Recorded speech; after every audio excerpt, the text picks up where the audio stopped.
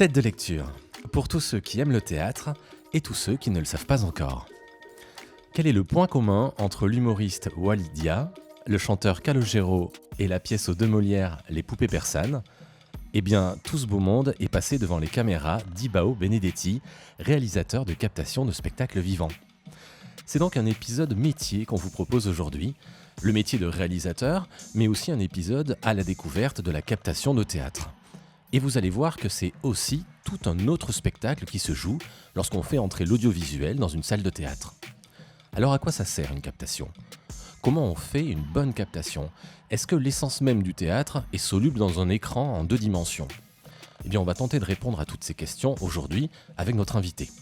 Vous nous écoutez en podcast sur Apple, Deezer et Spotify et vous nous regardez sous YouTube.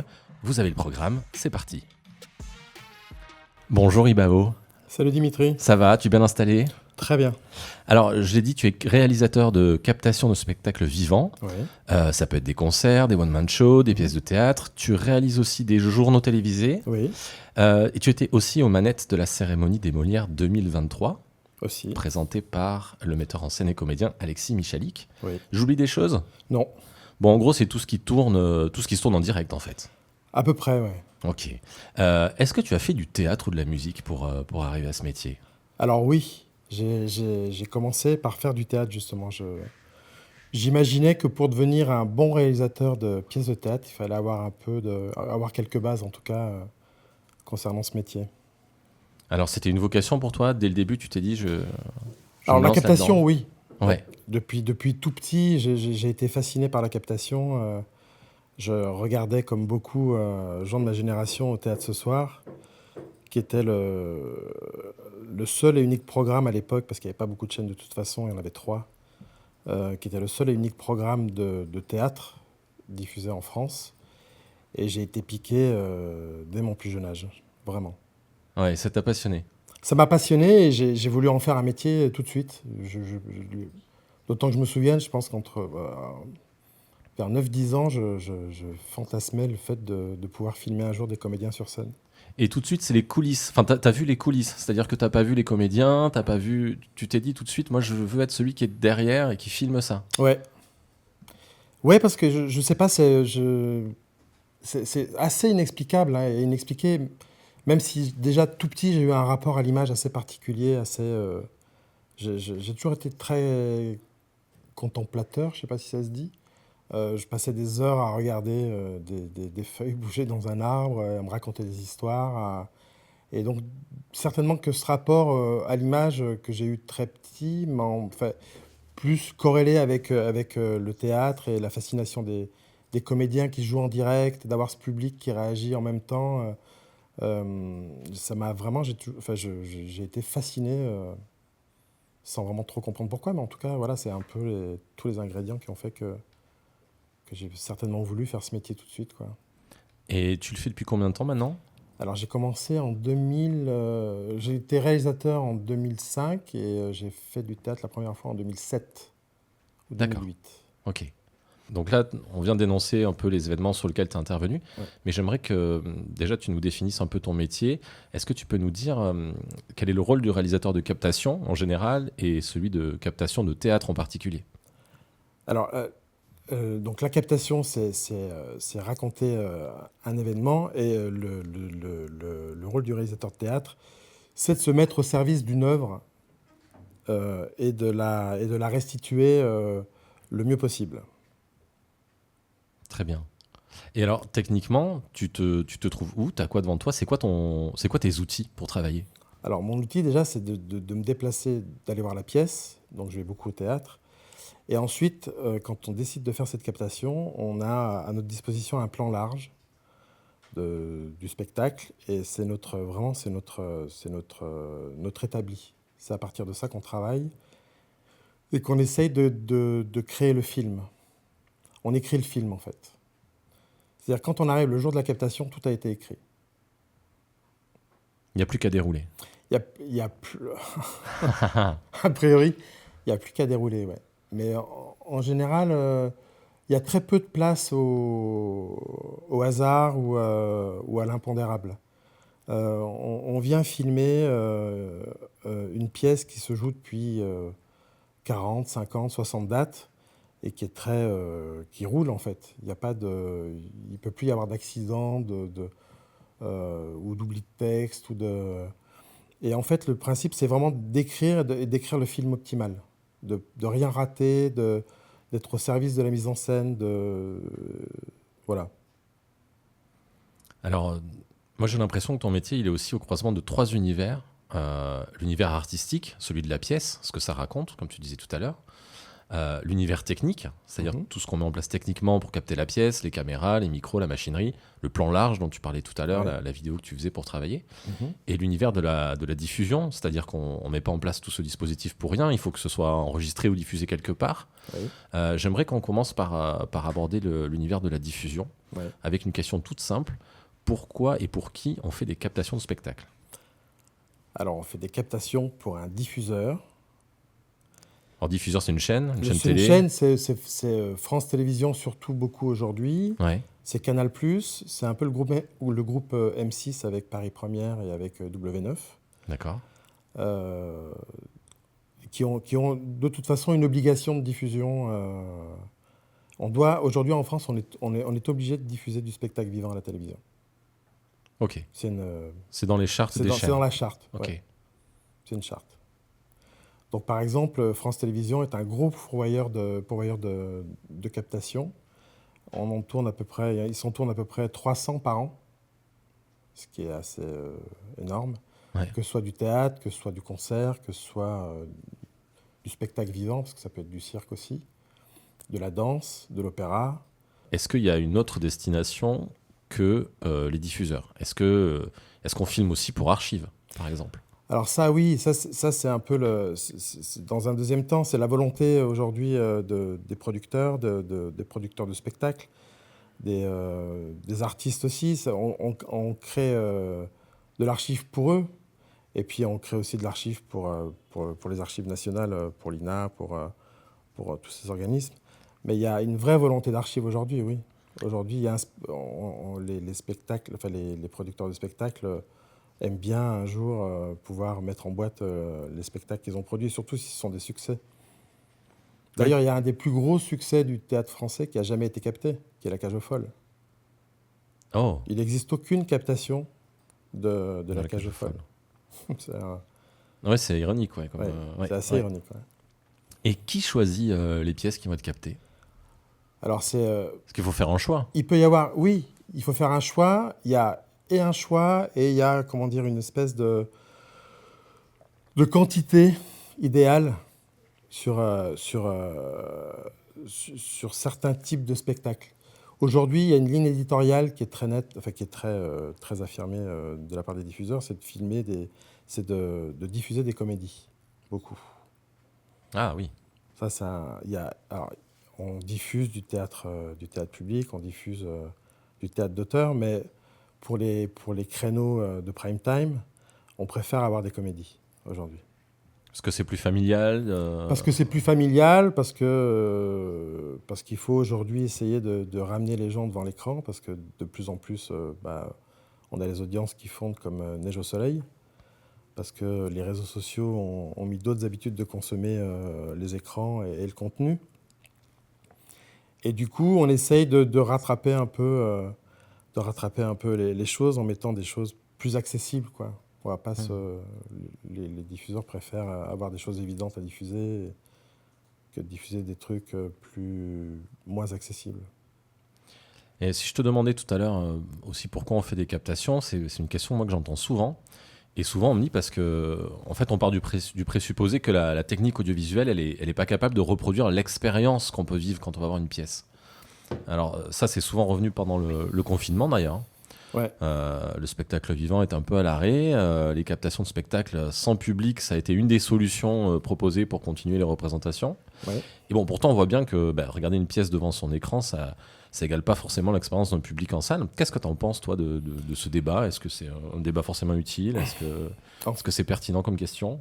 En fait, c'est illusoire de penser qu'on peut reproduire ce qu'on ressent dans une salle de théâtre. On peut s'en approcher, on peut essayer de trouver la bonne recette, on peut essayer de... Mais le théâtre filmé, ça reste du théâtre filmé. C'est pas, on n'a pas les mêmes sensations, on n'a pas le même regard. Nous, réalisateurs, enfin, quand on filme une pièce de théâtre, on contraint un peu le regard du spectateur. C'est-à-dire que c'est nous qui proposons au plan le personnage à regarder, le personnage à écouter. C'est un choix très arbitraire de notre part aussi. Il y a plusieurs. Enfin, je ne sais pas si je suis clair, mais Ouais. quand moi je décide, je décide du découpage de la pièce, c'est moi qui prends le parti pris de montrer, de mettre un plan d'écoute à l'image plutôt que de mettre le plan de celui qui parle. Et ça, c'est mon choix. C'est pas forcément le choix du spectateur dans la salle. Donc, on peut pas restituer forcément ce qui se passe dans une salle parce que pour autant, on est tous libres de regarder ce qu'on veut sur le plateau, en fait. Donc, oui, en ça, c'est pas ça reste du théâtre filmé. Il y a un choix de plan qui est fait, il y a un montage qui est fait, et ce montage, j'en suis moi le responsable avec toute l'équipe artistique du spectacle. Et malgré tout, on emmène les gens. En fait, quand on va au théâtre, on a un regard panoramique des choses. Et le film, ça, on induit un regard précis des choses. Et toi, Ibao Benedetti, le regard que tu proposes, c'est, d'après toi, c'est plutôt un regard discret, c'est plutôt un regard indiscret, justement. Comment tu qualifierais? Alors, je dirais un regard plutôt sensible dans le sens où où je suis très influencé par les émotions que j'ai pu ressentir en regardant la pièce. C'est en ça que c'est pas très objectif. C'est un regard très arbitraire parce que ça dépend de ma sensibilité et c'est aussi ce qui fait la richesse du théâtre filmé, c'est qu'on est plusieurs à le faire et qu'on a tous une vision différente d'un texte. Et en fait, on est tous dans la sensibilité de ce qu'on ressent et de ce qu'on voit. Et c'est ça qui est chouette dans l'offre qu'on a aujourd'hui du théâtre, c'est que nous, réalisateurs, on propose une écriture qui est différente en ça. Alors, comment ça se passe quand un diffuseur veut capter une pièce? Il t'appelle toi? Il te demande quoi? En général, c'est un producteur. C'est un producteur qui va avoir des spectacles et puis qui dit tiens, ce spectacle-là serait chouette en captation, donc je vais le proposer à la chaîne. Donc, il rencontre la chaîne, il propose le spectacle, la chaîne va voir le spectacle et puis à un moment, il décide ou non de le diffuser en fonction de la ligne éditoriale dont je parlais précédemment Ouais. et en fonction des budgets, en fonction de ce qui reste comme argent à dépenser parce que c'est pas illimité. Parce que chaque année, il y a un budget qui est attribué à la captation de spectacles sur les chaînes. Euh, il y a un budget pour le théâtre, un budget pour le cirque, un budget pour la musique. Et puis, si toutes les planètes s'alignent, le diffuseur accepte de filmer la pièce et à partir de là, on rentre en préparation. D'accord. Et alors, c'est quoi pour toi la préparation? Ça consiste en quoi? Alors, la préparation, ça consiste déjà à aller voir la pièce, à rencontrer les équipes artistiques. Et à partir de là, de définir des intentions, de voir comment on va le filmer, de voir les moyens qu'on va mettre en œuvre. Et une fois qu'on a décidé de tout ça, moi, j'écris une note d'auteur dans laquelle je résume tout ce que j'ai pu me dire avec la mise en scène, avec le producteur du spectacle, avec le producteur audiovisuel aussi, qui parfois est partie prenante de l'artistique. Et après, la machine se met en route, on repère, et puis on décide d'une date, et puis une fois qu'on a décidé de la date, on s'installe et on filme. Ok. Euh, j'ai une question enfin, une remarque qui m'est venue là, c'est que j'ai l'impression que c'est très collectif dès le début. C'est-à-dire que tu interviens presque en amont de la pièce et il y a beaucoup de monde qui est là à discuter. Oui, il y a énormément de monde qui discute et il y a énormément de monde qui permettent que le film se fasse. Et ça peut pas être le seul mérite d'un réalisateur, en fait. C'est-à-dire que sans mon équipe, je peux rien faire. J'ai une équipe qui est on est pas mal. Il y a les cadreurs, il y a la script, il y a le directeur photo. En fait, au départ, moi, je me définirais un peu comme un directeur artistique. Je mets en route une machine, je récolte un peu toutes les intentions artistiques des uns et des autres, les envies des uns et des autres, et j'essaie d'en faire un mash-up et de sortir un projet qui ait du sens pour tout le monde. Et pour moi, à l'image, et pour le metteur en scène qui a envie qu'on respecte sa mise en scène, et pour le créateur lumière de la pièce qui a envie que les effets qu'il a créés soient restitués, et pour le producteur du spectacle qui avait une première intention dans la création de la pièce, etc. etc. Donc une fois que j'ai collecté toutes ces infos, moi je réunis une équipe. Il y a des gens qui sont pour moi qui sont indéboulonnables et avec qui je travaille depuis très longtemps et pour qui qui sont pas vraiment interchangeables. La script par exemple, Ouais. j'expliquerai après le travail, et le directeur photo. Donc on est un trio et à partir de ce trio-là, on monte une équipe. C'est-à-dire qu'on va chercher les cadreurs, par exemple, le directeur photo aussi a des envies de cadreurs, moi j'ai des envies, on monte une équipe en fonction du nombre de caméras. Et on décide aussi, ou avec la prod ou avec le directeur photo, on décide de qui fera l'enregistrement du son, qui est un poste très très important dans le théâtre. Il y a beaucoup de questions qui se posent d'ailleurs à ce niveau-là.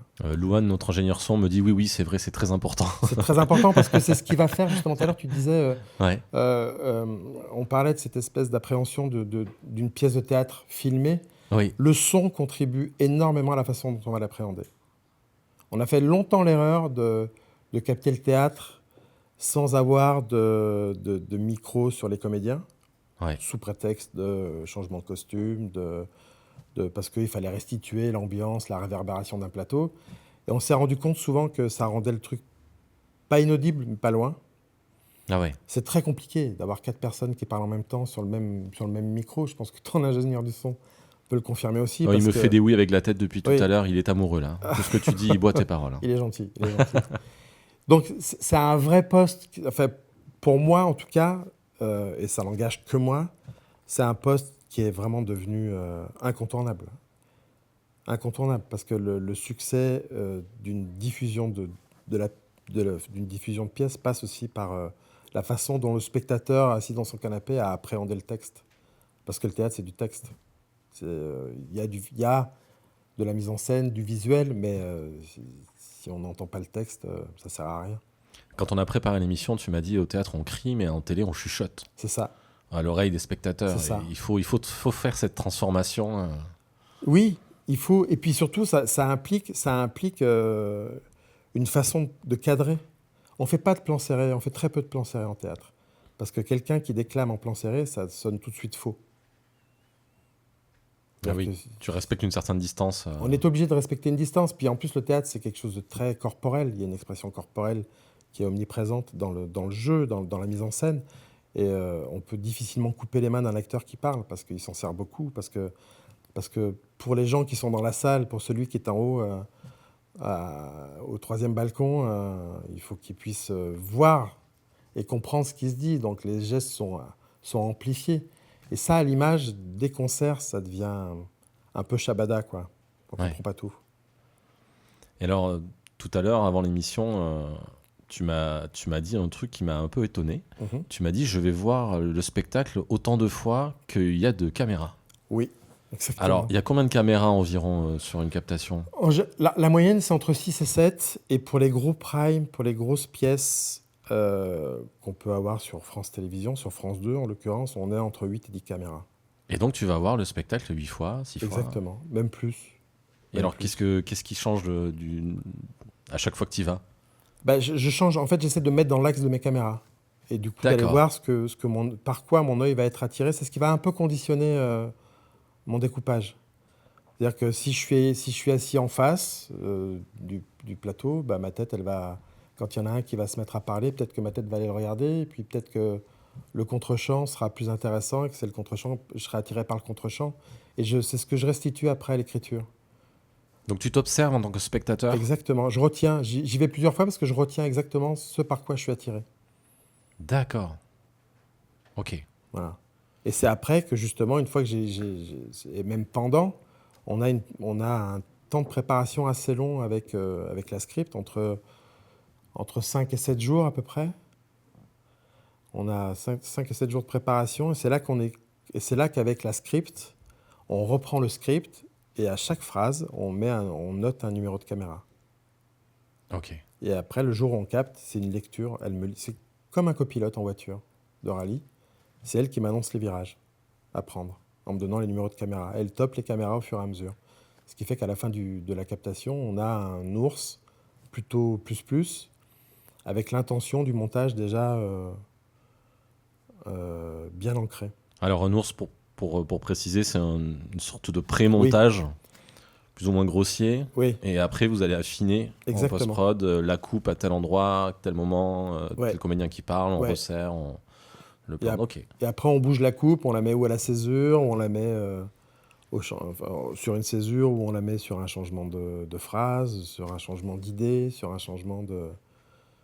Enfin voilà, après on ajuste un peu tout ça. Mais de toute façon, c'est déjà très très écrit, à la base. On pourrait donner le script au monteur, et le monteur pourrait s'en servir, et il aurait le montage final.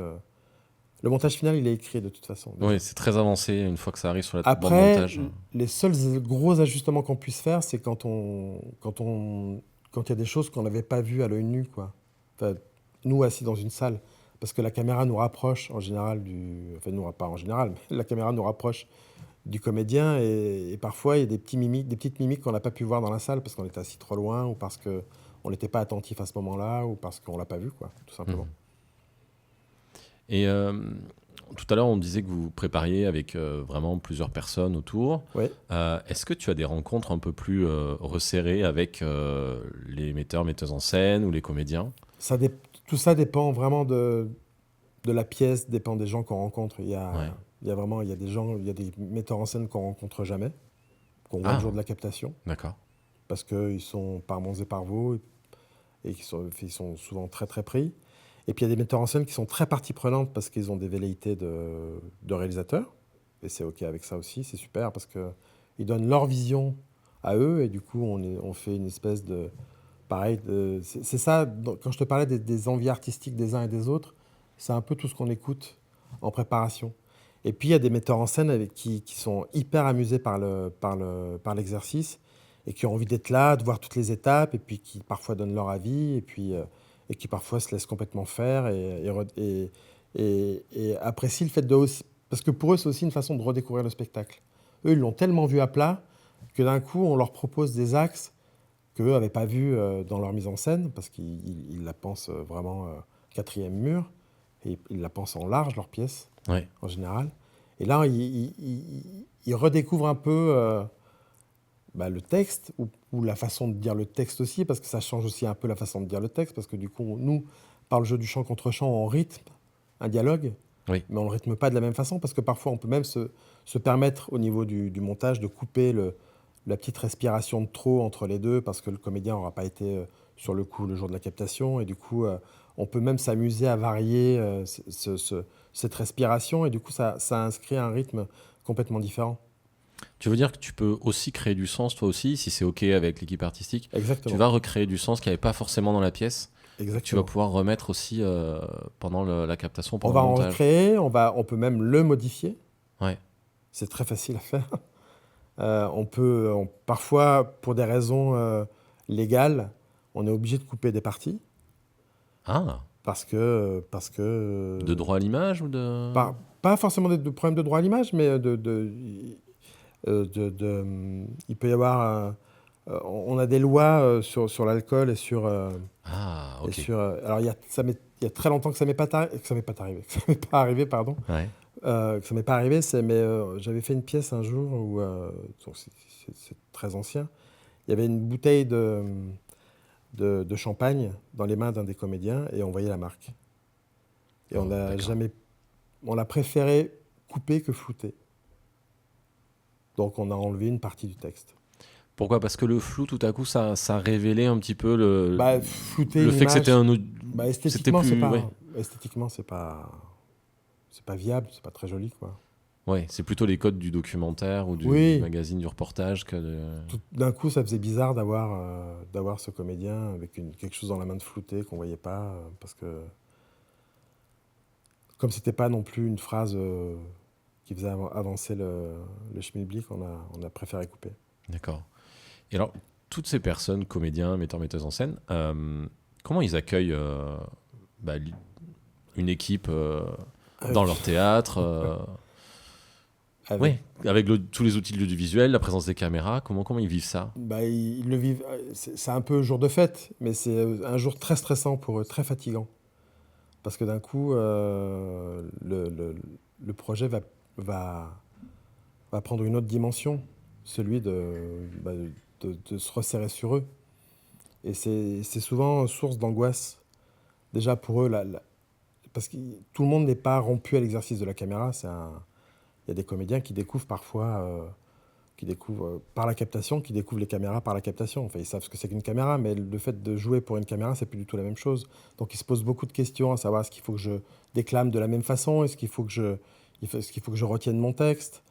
Donc il y a le rapport à la caméra. Puis nous, quand on rentre dans un théâtre, on est quand même, on prend beaucoup de place, parce que mettre 8 caméras dans un théâtre, c'est un vrai défi aussi parfois. Et puis surtout, on doit répondre, enfin, vous le voyez ici, à des contraintes de lumière. Donc on est obligé d'adapter les intensités de lumière pour les caméras. Donc ça change beaucoup, beaucoup de choses pour eux sur le plateau. Ils n'ont plus de repères, ils n'ont plus les mêmes repères. Euh, Quand il y a parfois dans les pièces, il y a des pénombres. Pour nous, la pénombre, pour avoir le même résultat de pénombre à l'image, il faut qu'on remonte un peu la lumière, parce que sinon c'est trop sombre et on voit rien. Donc du coup, pour eux, c'est pas le même repère. Donc ils peuvent prendre ça comme un pain de lumière. Ils peuvent se dire, mais c'est pas normal. La lumière est trop forte. D'habitude, elle est beaucoup plus. Donc c'est plein de choses qui changent tous leurs repères, et du coup, ça crée un stress un peu fort, quoi, ces jours-là. Comment tu fais? T'as un secret pour arriver à Bah, faire en sorte que tout le monde soit plus serein? on essaye de les prévenir en amont. Une fois qu'on a la confirmation que la captation va se faire, on va les voir, on essaie d'aller boire un petit verre après une représentation et de leur expliquer comment ça va se passer. Donc j'y vais en général avec mon directeur photo, parce que c'est lui qui triture un peu la lumière. Donc je le laisse toujours expliquer son travail, et puis on essaye d'être le plus didactique possible, le plus honnête possible. On cache rien en fait. Parce que c'est de la bienveillance en fait, hein. On essaye d'être bienveillant et de leur dire que ça se passe toujours bien, hein, de leur dire que ça va bien se passer, qu'il n'y a pas de problème, a priori. On est là pour les rassurer. On fait beaucoup de... Il faut pas qu'on néglige le relationnel. Parce que parfois, on peut avoir tendance à se dire, ils connaissent bien l'exercice, on va pas... Mais même pour les comédiens qui en ont fait beaucoup, il y a toujours ce petit moment de doute et de questionnement sur comment vont se dérouler les choses, parce que chaque réalisateur, chaque production a sa méthode. Et donc, du coup, ça leur demande aussi un travail de réadaptation. Donc, c'est toujours un moment un peu délicat. T'as combien de temps d'installation sur place? On a, pour les gros projets, on a une journée. On installe Ah les oui, caméras et on tourne le soir. d'accord. Donc il y a peu de... Il y a Ouais. pas de place à l'erreur ou Non, à... Non, on change la caméra de place, finalement ça va pas. non. C'est un peu trop tard, quoi. On en fait deux en général. Ok. La contrainte donnée par les diffuseurs, c'est de faire deux captations. Au cas où il y aura un gros problème sur l'une ou sur l'autre, on peut justement aller chercher dans l'une ce qu'on n'a pas eu dans l'autre, quoi. Alors là, on glisse petit à petit gentiment vers la partie technique. Ouais. Je sais pas si tout le monde se rend compte de la taille d'une caméra pour capter une pièce de théâtre. C'est parfois des très gros objectifs parce que vous êtes très éloigné des Oui. sujets à filmer. Comment ça se passe? Vous dévissez des sièges, vous poussez les murs. Il y a des Alors, moments, toi, tu t'es dit, bah là, physiquement, c'est pas possible de poser la caméra là, on est battu. non. Par chance, on n'a jamais eu ce problème-là. On a toujours réussi à trouver une solution, parce qu'aujourd'hui, on a quand même la chance d'avoir plusieurs types de caméras. Ouais, Ça dépend des caméras avec lesquelles on tourne, à vrai dire. Si on tourne avec les caméras de plateau, qui sont des caméras pas comme les vôtres, ouais. qui sont des caméras de 2 tiers de pouce, où il y a vraiment des très très gros objectifs qui ont la taille, je sais pas, qui sont, je sais pas si on le voit sur le large, mais qui ont au moins la longueur du néon qui est à côté de moi là. Ouais. Ça, c'est les gros rapports. Ça prend beaucoup de place, donc en fait, on condamne beaucoup de place. Aujourd'hui, dans un théâtre à Paris, dévisser un siège, c'est inconcevable. Ce sont des vieux théâtres, euh, tout ce qui est à l'intérieur est vieux. Donc si on dévisse un siège, en général, on n'arrive plus à le revisser. Hmm. Donc il y a des théâtres dans lesquels les sièges s'enlèvent, les dossiers s'enlèvent. Donc on utilise, on les enlève et ça nous permet de passer un pied au-dessus. Mais on doit en fait s'adapter en fonction du théâtre. Ça, c'est. Il n'y a pas de. Comment dire? Il n'y a pas de règle, mais enfin, en tout cas, pour le moment, dans aucun théâtre, j'ai été obligé de renoncer à quoi que ce soit. Après, j'ai oublié la question parce que je me suis perdu. Ah bah, c'était le positionnement des caméras. Est-ce que physiquement, des fois, c'est compliqué de les placer? Et là, tu as répondu. Ouais. Et j'aimerais enchaîner sur la partie régie. C'est-à-dire là, toi, où tu te trouves. Est-ce que tu peux nous décrire un peu ce que tu as autour de toi le jour J, au moment où la captation est en train de se faire? Alors, ça dépend du moyen qu'on a choisi pour capter. On a deux possibilités. On a ou le car régie, qui est à l'extérieur, qui est un camion qu'on met à l'extérieur. Et là, on tire les fibres et on connecte les caméras, mais on part de l'extérieur. Ou alors ce qu'on appelle la régie fly. La régie fly, c'est un mélangeur, comme vous avez vous en régie, qui est une espèce d'énorme clavier avec plusieurs lignes et des petits boutons. Et un quad d'écran où on a tout le retour de nos caméras. Et ce clavier et ces écrans sont mis dans une pièce dans le théâtre. En général, on est dans le foyer. Et on recrée tout l'environnement de la régie, tout ce dont on a besoin. En général, on a besoin de vision pour faire une captation. La vision, c'est ce qui permet d'harmoniser toutes les caméras entre elles, qu'elles aient toute la même image et la même intensité. Et même, la vision nous permet de suivre l'intensité de la lumière sur scène. C'est-à-dire que quand la lumière baisse, on est obligé de monter ce qu'on appelle, c'est un peu rébarbatif, mais le diaph de la caméra. Le diaph, c'est l'ouverture. Et quand il y a la lumière, on est en plein feu, on est obligé de redescendre le diaph pour éviter que les images paraissent brûlées, les blancs trop pétants. Donc on a le mélangeur, on a le post-vision, et après on a le post-son. Donc on recrée cet environnement qui existe, qui est déjà dans le car, on le recrée dans un foyer. Ça, c'est les deux possibilités qu'on a. Et toi, en direct, tu choisis la caméra qui va être Et moi, en enregistrée direct, ou qui passe à l'antenne. Exactement. Je choisis la caméra on aura justement consignée sur la bonne phrase. C'est tout le travail de préparation que j'ai avec ma script, qui s'appelle Corinne, parce que je ne travaille qu'avec elle. Donc Coco et moi, pendant 5-6 jours, on reprend le plan large avec le texte et on met des numéros de caméra. Et le jour de la captation du direct, à l'endroit où j'ai décidé de mettre un cut, elle me donne le top de la bonne caméra. Ok. Et elle, entre-temps, elle a placé les caméras pour pas que je tape à côté. Ok. C'est un vrai travail de schizophrène. Oui, t'entends des voix en fait pendant que tu travailles. Bah oui, je l'entends elle. Il faut que j'entende ce qu'elle dit au cadreur, parce que si le cadreur n'a pas entendu, c'est à moi de lui répéter.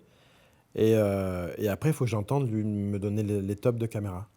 Et alors là, je suis parti du présupposé que les caméras étaient dans le public, parce que c'est souvent le cas. Ouais. Tu disais tout à l'heure, il faut reproduire un peu la vision du quatrième mur, celui-là où se trouve le public. Est-ce qu'il y a des moments où tu t'autorises des caméras sur scène ou des caméras qui n'épousent pas l'angle de vue du public? C'est-à-dire en fait un point de vue que le spectateur en salle ne pourra jamais voir en fait. Alors ça, on le fait, mais on le fait jamais en direct. On peut le faire. Ok. Moi, je suis pas très fan de l'exercice parce que je trouve que ça casse la dynamique de ce qu'on peut avoir. En général, de toute façon, il n'y a pas 36 possibilités pour mettre les caméras dans une salle. Ça répond à une architecture qui est très ancrée et qui est très commune aux réalisateurs.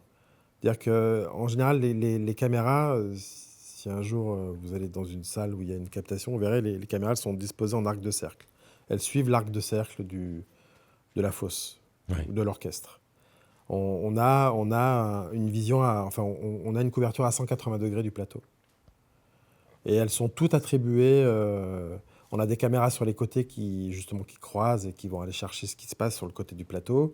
Et on a des caméras à la face qui viennent chercher ce qui se passe à la face, en face de nous, en gros. Donc ça, donc on est tout le temps. On met souvent donc quand on met une caméra sur scène, on casse cette dynamique qui est quand même très particulière, de distance déjà, et on se retrouve avec une vision du comédien qui est plus du tout la même. Et moi, ça n'engage que moi, hein, je trouve que ça casse le fil, ça casse la dynamique et on sort de l'histoire à un moment. On finit par sortir de l'histoire parce qu'on propose une vision qui est plus du tout la même que celle qu'on a depuis un certain moment, quoi. Et après, il y a aussi le fait de passer l'axe. C'est-à-dire que si on est sur le plateau, on respecte plus. Ça, les monteurs le comprendront. Je sais pas si Oui, en gros, une personne passe l'axe des qui 180 paraît à degrés. droite à l'image, tout à coup se retrouve à gauche ou dans Exactement. l'autre profil Et on et comprend plus. ça crée une saute à l'écran. Exactement. Parce que un des secrets de la captation, c'est de toujours situer le comédien dans l'espace. C'est-à-dire quand on est sur un plan large, quand il y a un comédien qui se déplace, il faut qu'on le voit. Même si on est en pleine tirade, si on a un comédien qui était à court, à droite, et que pendant cette longue tirade, le comédien passe de court à jardin, donc de droite à gauche, eh ben, il faut qu'on voit ce comédien se déplacer parce que si à la fin de la tirade on élargit que le comédien est plus à droite et qu'il est à gauche, on ne comprend pas comment il est arrivé à gauche. Oui, donc tu as un impératif de lisibilité Il faut dès qu'il y a de quelque la chose, vision. Ouais. dès qu'il y a un changement, dès qu'il y a une arrivée, dès qu'il y a un déplacement d'un comédien, même si c'est pas celui qui parle, on est obligé de le montrer. Sinon on comprend plus. Parce que le temps de se dire mais qu'est-ce qu'il fout là lui, on perd le fil. Ouais. On sort. Oui, donc tu as des impératifs vraiment à la fois techniques et Ouais. artistiques à Exactement. conjuguer au même moment. Quoi. Exactement. Ok. Combien de personnes il faut pour faire une captation? Waouh. Ouais. Waouh. Je sais pas, on est une cinquantaine. Entre 50 et 100, en fonction des captations. Donc il faut être sûr de ce qu'on fait. Quoi. Oui, parce on parle des cadreurs, on parle de la script, on parle du son, mais tous ces gens-là, en tout cas, le directeur photo, il vient avec 2 à 3 personnes. Il a son chef électro, plus les électros qui l'aident à accrocher le surplus de lumière qu'on doit mettre, si on doit en mettre. Un ingénieur du son, il vient avec son assistant qui, par exemple, se retrouve derrière pour vérifier dans les changements de costume que le micro est bien glingué et et que le comédien l'a bien remis, qu'on n'aura pas de problème de son par la suite, surtout quand on est en direct. Mais cet assistant-là peut en avoir un autre qui peut l'aider justement à préparer les micros, à vérifier les micros quand il y a plusieurs changements en même temps. Chaque poste, pratiquement, emmène à 2 à 3 personnes. Après, il y a tous les gens qui posent le matériel, qui tirent les fibres, qui montent les caméras, qui préparent les caméras. Il y a les gens à la vision. On est entre 50 et 100. En fonction des captations, on est entre 50 et 100. Combien ça coûte de faire une captation d'une pièce de théâtre? Alors tout dépend du diffuseur. Ouais. Les budgets ne sont pas les mêmes pour un diffuseur hertzien comme France 2, France 3 ou même Canal+. Ça dépend donc du diffuseur, ça dépend de l'heure à laquelle est diffusé le programme. C'est pas le même budget pour une pièce qui a vocation à être diffusée en deuxième partie de soirée qu'une pièce qui est diffusée en prime time. Ça dépend de la distribution. On ne paye pas les comédiens tous de la même façon. On ne paye pas une tête d'affiche comme on peut payer un second rôle. C'est comme ça. On trouve ça normal ou pas, mais c'est la vie, c'est comme ça. C'est comme ça que ça se passe. Et ça peut vite prendre, ça vite prendre du sens dans un budget. On ne paye pas une tête d'affiche comme on peut payer. C'est pas les mêmes retombées économiques ou c'est même pas les mêmes espoirs d'audience, en tout cas. Ouais. Je citerai personne, hein, comme ça. Je ne mettrai personne à dos, mais ça dépend en fait. Mais en tout cas, c'est plusieurs milliers d'euros. Déjà, rien qu'au niveau matériel, sans parler des salaires, sans parler de... je sais pas, je dirais des bêtises, mais c'est entre... je sais pas, c'est...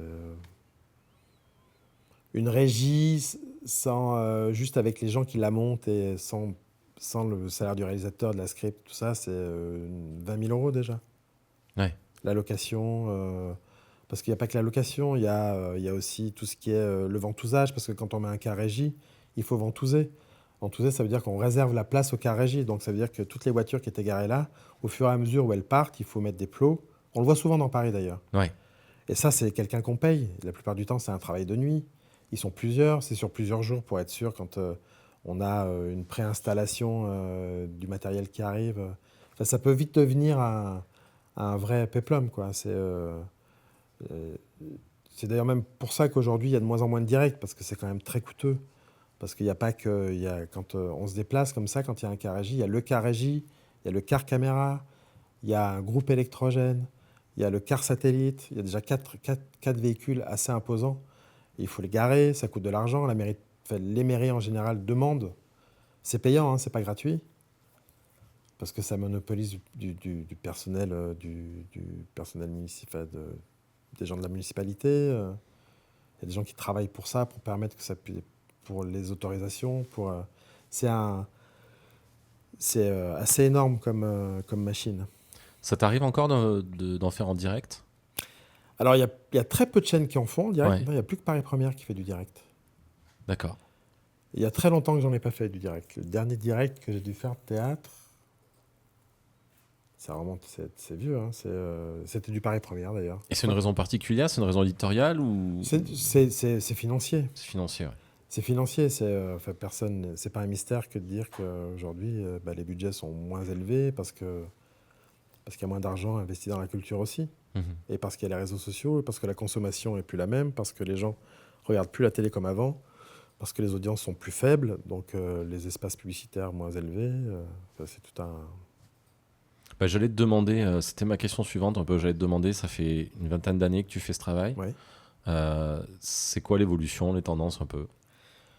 On se pose beaucoup la question en ce moment. Enfin, en tout cas, moi, je me la pose beaucoup. Ouais. Encore une fois, c'est très personnel.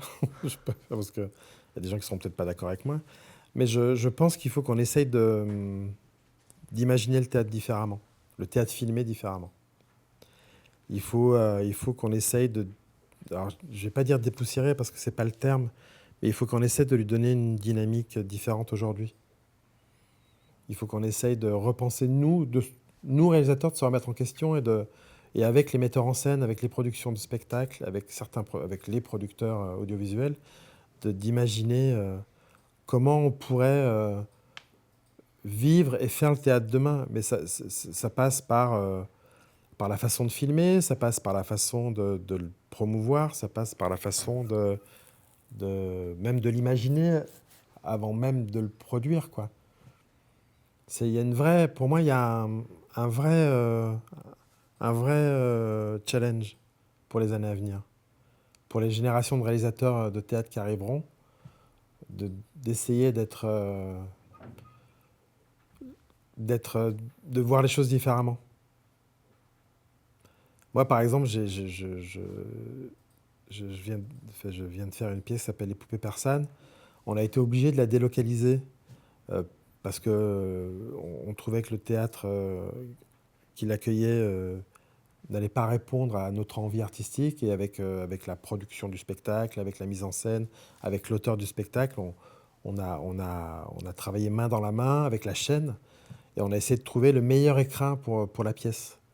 Et du coup, ça nous a emmenés à la penser différemment, à pas recréer la lumière, mais en tout cas à l'adapter à ce nouveau lieu qui était le Théâtre de l'Épée. On est passé de la Pépinière au Théâtre de l'Épée à la Cartoucherie. Et ça nous a emmenés à repenser un peu cette pièce et à repenser la captation. Même dans la façon de faire la lumière, on a vraiment utilisé tout l'environnement du théâtre parce que c'est un théâtre de pierre, donc c'est très beau. On a voulu jouer avec les textures des murs. Donc on a repensé la lumière, on a repensé la façon de filmer, on a repensé pas mal de choses, mais c'était un chouette travail de collaboration avec toutes les parties artistiques de la pièce et même les gens de France Télévisions ont été assez extraordinaires parce qu'ils nous ont facilité le travail. Ils nous ont aidés, ils ont été présents ils se sont investis comme nous on s'est investis. Et le résultat est assez étonnant, en fait. On a sorti un programme un peu... alors je dis ça avec beaucoup d'humilité, hein, vraiment. Hein, c'est un peu hybride, un peu différent de ce qu'on peut voir dans la captation habituellement. Et je pense qu'il faut qu'on tende vers ça, qu'on a essayé de chercher une autre façon de le faire, de le vivre, de le restituer. Et du coup, ça emmène une autre façon de le regarder, forcément, parce qu'on est dans le théâtre, mais on a toujours les codes du théâtre, mais il y en a d'autres qui viennent s'insérer. Et c'est un mélange assez marrant et intéressant. Ok. J'ai des petites questions pour toi, Ouais. plein de petites questions. Donc Oui. c'est des questions courtes. Tu peux y répondre de manière courte aussi si tu as Ouais. envie, ou tu peux Tu veux t'étendre. dire C'est que j'ai comme été tu le trop sens. long? Ah non, pas du tout, pas du tout. Mais tu vas voir, j'en ai plein. Donc c'est pour ça, j'aimerais les, j'ai envie de les caser toutes. Ouais, allons-y. Ton plus vieux souvenir de théâtre? Mon plus vieux souvenir de théâtre? Ouais. Mais je pense que tu nous en as parlé un peu tout à l'heure déjà.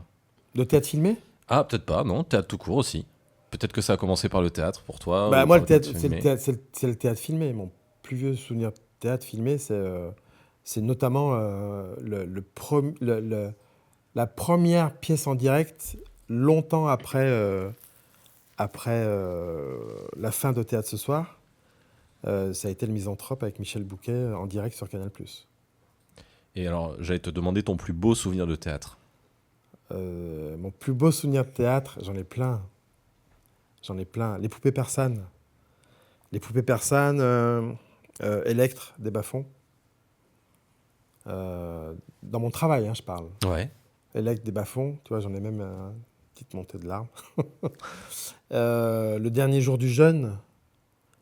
Et puis Jean-Louis Trintignant et Daniel Mille au 104. Est-ce Ça, qu'on c'est- peut les voir, ces captations? Est-ce qu'elles sont disponibles quelque part? Alors, Elec des Bas-Fonds, je sais que ça passe en ce moment sur Culture Box. Ok. Les poupées persanes, oui. C'est en plein. En ce moment, c'est sur Culture Box. Le dernier jour du jeûne, je pense pas que ce soit toujours là. Et Jean-Louis Trintignant, Daniel Mille, il y a un DVD qui est sorti. Mais je ne sais plus diffuser, c'est plus accessible comme ça de façon très simple. Ta première réalisation de captation de théâtre? Échauffement climatique au Théâtre Fontaine, échauffement climatique de Patrick Hautecoeur. C'est très précis. Ouais, Euh, très bon souvenir. la captation dont tu es le plus fier? C'est pareil, j'en ai plein. Mais les poupées persanes, assurément. Ouais. Assurément. Electre des Bas-Fonds, assurément, encore. Et le dernier jour du jeûne. C'est ces trois vraiment qui Ok. m'ont. Alors, est-ce que ça va être les mêmes si je te demande la réalisation la plus importante en termes de dispositif? Là où c'était le plus lourd. Le plus lourd, j'ai envie de dire que c'était Elsem avec Muriel Robin et Michel Larocque à l'Opéra de Reims avec les moyens de France Télévisions. C'était mon premier direct France 2. Beaucoup de caméras? On en avait 10, Ok. plus une grue. D'accord. Et tout jouait. Et tout joué. Ok. Et c'est une des plus grosses audiences que j'ai eues.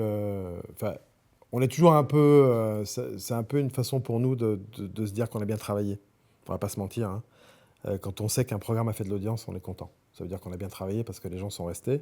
Ouais. Et c'est une des plus grosses audiences que j'ai pu faire en tant que réalisateur en plus.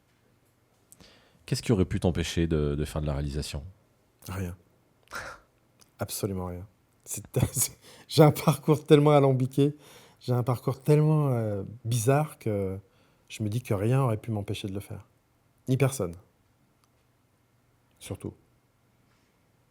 En tant que spectateur, qu'est-ce Ouais. qui te fait choisir une pièce de théâtre? Si tu vas voir du théâtre en dehors Je vais en de voir. tes heures de travail. J'en vois beaucoup. Ouais. J'essaie, 2-3 fois par semaine, j'essaie d'aller au théâtre. Qu'est-ce qui me fait parfois, c'est le fait que ce soit des amis qui jouent, qui sont dedans, parce que j'ai force de travailler, de rencontrer des comédiens. Il y a certains, peut-être des amis. Il y a des comédiens avec qui j'ai lié une sorte d'amitié et que j'aime bien voir sur scène. C'est surtout ça, en fait. C'est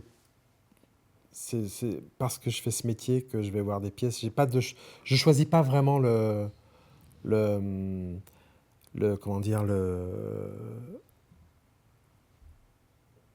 ou le bouche à oreille. Si, il y a quand même du bouche à oreille, mais c'est surtout c'est très orienté parce que où je connais le metteur en scène. Je fais beaucoup de premières aussi, quand il y a des premières, donc j'ai pas je suis assez éclectique dans ce que je vais voir. J'ai pas de style particulier. Je suis très curieux de tout. Tu vois un peu tout. Ouais. Ouais. Ben, c'est ce qui fait que c'est ce qu'on devrait faire, c'est ce qui fait vivre le théâtre aussi. J'ai aussi cette responsabilité-là, moi, en tant que... Moi, je vis du théâtre. Donc, je dois pouvoir, à un moment, aller voir une pièce, autant aller voir une pièce dans un tout petit théâtre que d'aller aux variétés ou d'aller à la Renaissance, ou, qui sont des grosses machines, ou au théâtre libre. J'essaie d'aller voir toutes les pièces, en fait. Dès que je peux aller voir une pièce, je vais au théâtre. Par exemple, j'aime beaucoup aller au théâtre Le Pic, Oui. chez Salomé Lelouch, où il y a des pièces il y a des très très belles pièces, qui sont des petites pièces, pas forcément avec des gens très connus. Et c'est aussi important pour moi d'aller là, de donner ma contribution à un théâtre comme le Théâtre 13, que d'aller dans un grand théâtre. En fait, il faut aller dans tous les théâtres. Faut pas, c'est pas la grandeur du théâtre qui fait la qualité du spectacle qu'on va voir. Très belle phrase de fin. Ah, on a fini alors. Bah oui, pratiquement. Bah, habituellement, en fin d'épisode, on écoute une lecture d'un extrait de la pièce qui est invitée. Bon, Ouais. là, comme c'est un épisode métier, bah, à la limite, moi, j'aimerais qu'on prenne un cas pratique et que tu nous racontes un peu les coulisses. Ouais. J'aimerais qu'on écoute un extrait de ton travail sur la cérémonie des Molières 2023. Mhm. Alors là, il s'agit d'une partie de la séquence d'ouverture de la cérémonie. Ouais. Ça met en scène le maître de cérémonie, Alexis Michalik, dans les coulisses, dans les couloirs du théâtre. Ouais. Il s'adresse aux spectateurs. Alors la séquence, elle est filmée en direct avec un long plan séquence. Tu nous expliqueras ce que c'est. Ouais. Voilà, c'était le 24 avril 2023. On écoute. Il est là. Oh, c'est pas vrai. Alex Alexis, tout le monde est là. Ça a commencé. Je suis désolé, j'ai voulu prendre un Vélib, mais la chaîne était cassée. Du coup, je suis retourné prendre mon scooter. Attends, on s'en fout, ils sont tous là, il faut vraiment y aller. Ok, Thierry Boulanger, il est là. Oui, il est au piano, il a commencé à jouer. D'accord. La ministre, elle est là. Oui, assise à côté de Jean-Marc Dumontel. Super. Isabelle Huppert, elle est là. Elle est là. Super. Et Lucchini. Il n'est pas là. Super. Super. À toi qui nous regarde à la télé, sur ton écran, en streaming ou en replay. Toi qui penses que le théâtre, c'est pour les vioques, car c'est bien plus long qu'une choré sur TikTok.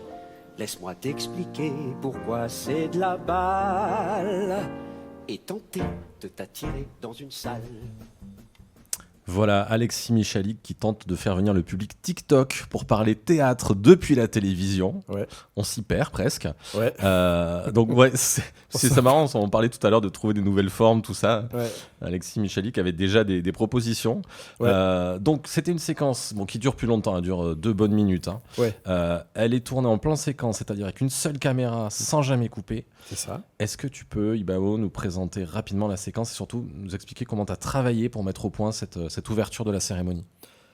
Alors c'était une vraie volonté qu'on avait, que j'avais aussi, enfin que j'avais soumis à Alexis. C'était de se dire, on fait une soirée théâtre, commençons-le comme du théâtre, quoi. Et la passerelle entre le théâtre et l'image, c'est le plan séquence. Parce qu'il n'y a pas de filet, que comme au théâtre, on rentre, et puis une fois qu'on est rentré, on ne peut plus l'arrêter, quoi. Donc on a écrit ça, on a travaillé un peu ensemble, on a fait des réunions, et puis on s'est retrouvés 4 jours sur place à préparer la cérémonie. Et on a préparé le plan séquence pendant ces 4 jours. Alors les 2 premiers jours, on l'a fait avec un téléphone portable, histoire de déterminer le chemin, de voir comment ça pouvait vivre. Et puis 2 jours avant la veille de la cérémonie, on avait les caméras qui étaient en place dans la salle, le Steadicam était là, et on a fait une répétition en fin de journée avec le Steadicam, ce qui nous a permis vraiment de le minuter, de voir qu'on tombait au bon endroit au bon moment, et de voir qu'on devait réadapter aussi le Steadicam parce qu'il ne passait pas. On a un moment dans le je ne sais pas si on le voit pas dans l'extrait, mais on rentre dans un tout petit couloir au Théâtre de Paris qui nous emmène dans les loges, et le Steadicam passait pas, il fallait qu'il tourne autour du Stead. C'était un mouvement très très compliqué. Le Steadicammer, d'ailleurs, Guillaume Rousselet, qui a fait ce plan, a vraiment été extraordinaire, parce qu'on n'avait pas mis, franchement, la veille du direct, on s'était dit que ça n'allait pas marcher, quoi. On avait failli abandonner même, d'ailleurs. Ah ouais. L'idée, ouais. Enfin, en tout cas, on s'était dit, on passera pas comme ça, il faudra qu'on passe par la salle, qu'on mette les escaliers. Enfin bref, c'était devenu... Et puis finalement, on a réussi, on a réussi à le faire. Et finalement, en le répétant, je sais pas, je dirais 3 fois avec le téléphone et 3 fois avec la caméra, on a réussi à le mettre en place, et on l'a mis en boîte de façon assez chouette le soir du direct. C'était vraiment un bon moment à vivre pour nous tous. C'était combien de temps de répétition Alors là, c'est la séquence, mais toute la cérémonie. Alors la T'as combien de cérémonie, temps pour préparer ça? elle se répète elle se répète sur 3 jours. On répète beaucoup les mécaniques. Il y a les remettants qui viennent, qui répètent leur discours. Et puis, dans la salle, on a plein de petits papiers sur lesquels on peut identifier à l'endroit où se trouvent les nommés. Et donc, on répète le placement des caméras avec les cadreurs. On fait toute la mécanique d'annonce. Et puis après, on fait ce qu'on appelle le reveal. Mais comme on n'a pas les noms, on a les noms vraiment au dernier moment. Quand on est dans le car, quand on fait la cérémonie, le nom du gagnant, on l'a en même temps que le spectateur. D'accord. Voilà. Oui, donc il faut se tenir prêt à tout, quoi. Il faut être prêt à tout, ouais. Donc c'est de la répétition de mécanique, et puis après, le reste, c'est du talk. Donc les gens viennent répéter leur discours. On avait quelques petits happenings avec les comédiens de la troupe d'Alexis, donc on a répété ça. Et puis après, le jour J arrive, on fait un filage le jour J. Et le soir, on envoie on tourne. Nous, alors, c'est pas complètement en direct. Hein, on a 1 heure de décalage avec...